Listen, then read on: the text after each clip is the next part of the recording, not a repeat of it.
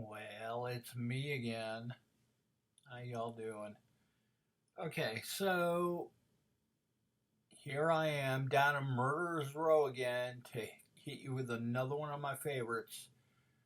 And this is another one, believe it or not, as much as I love this thing, I'm going to try to bang it out. It's kind of a quickie. This is Vice Squad from 1982.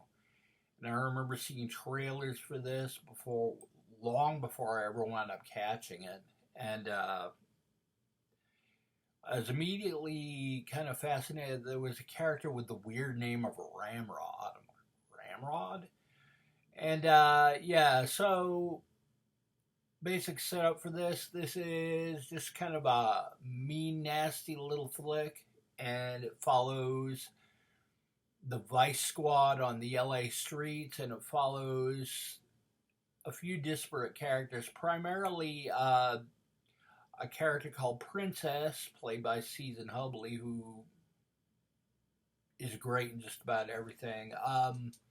One movie that I'm loath to mention for a number of reasons I won't go into. I may tackle it someday. I may not. Is Hardcore, the George C. Scott movie. But anyway, she plays a woman named Princess, and you kind of follow her in a situation where she's getting a desperate phone call from her friend Ginger, and she seems to be in somewhat transitory living, and she gets together her daughter and a friend and sends her daughter packing away onto a Greyhound bus with her friend because,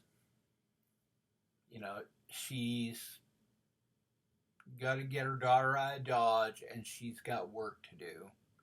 And, well, you find out after a while that her work is basically that she's a hooker. And,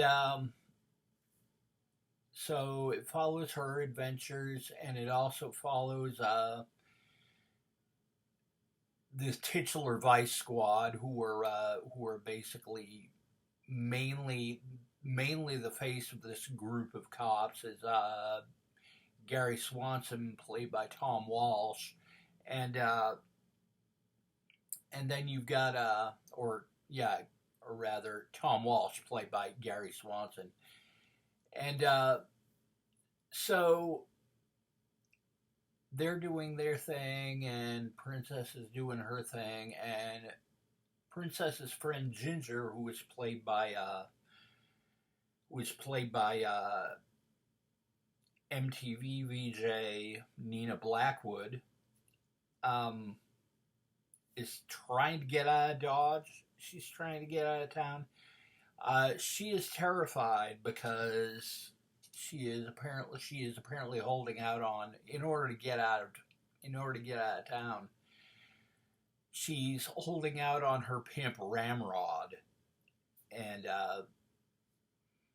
eventually Ramrod catches up with her, and she's at this motel, and he somehow manages to sweet talk his way in. Now, Ramrod is played by Huck Hacienda favorite Wings Hauser, or as he's better known in our house, Wings fucking Hauser. Now, this is one of the most frightening villains I have ever seen, and yeah, he proceeds to kind of lay into Nina with his pimp cane or a coat hanger, and you don't get a lot of the details, but it's very scary. What you do see, most of it's happening off screen. Later on, she turns up at the hospital. She dies, and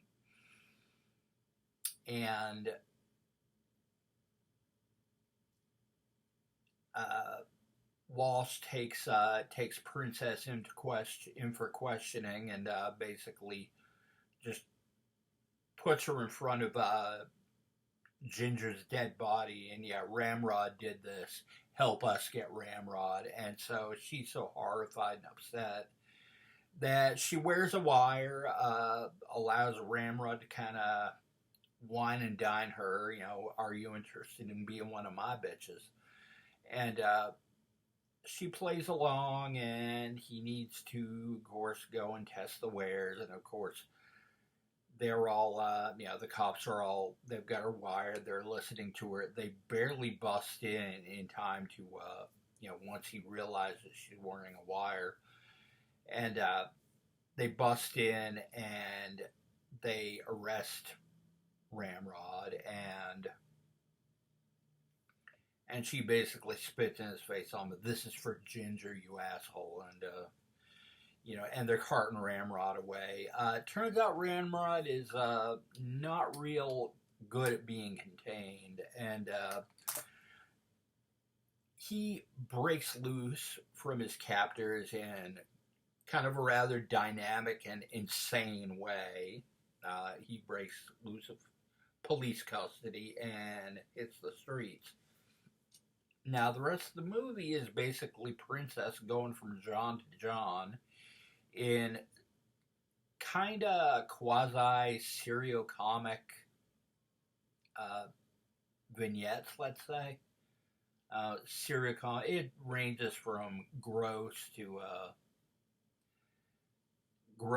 degrading to interesting to ridiculous, and which is kind of what I imagine sex work is actually like. And it's mainly the cops racing to get a hold of Princess, before Ramrod can do any harm to her, and Ramrod racing across town, leaving a trail of just beatings, bruisings, and murders in his wake in an effort to get Princess and kill her. And so all I can tell you is Wings fucking Hauser, man. His portrayal of Ramrod is one of the most menacing, scary things in the world. He's like this unstoppable force who's, who will not be denied. And it's going to take a whole damn Vice Squad to take him down, and possibly that may not be enough. So, fierce recommendation, yeah. And at the end, this is a nice movie, nice, beautifully made movie, really gritty, really well made. I don't know. Cool thing is, just a song about the neon slime at the beginning and end of the movie, sung by none other than Wings fucking Hauser. And this thing, yeah, beautiful stuff, and yeah, it does not have a nice rosy Hollywood ending. I mean, it's kind of leaves you kind of stuck in the fact that life is going to go on probably in much the same way as it's been going on, and no nasty stone left unturned. So yeah, fiercest Murderers Row recommendation for Vice Squad. You can find this, I think on Tubi. I believe it's on Tubi, but it's well worth chasing down for your dancing and dining pleasure.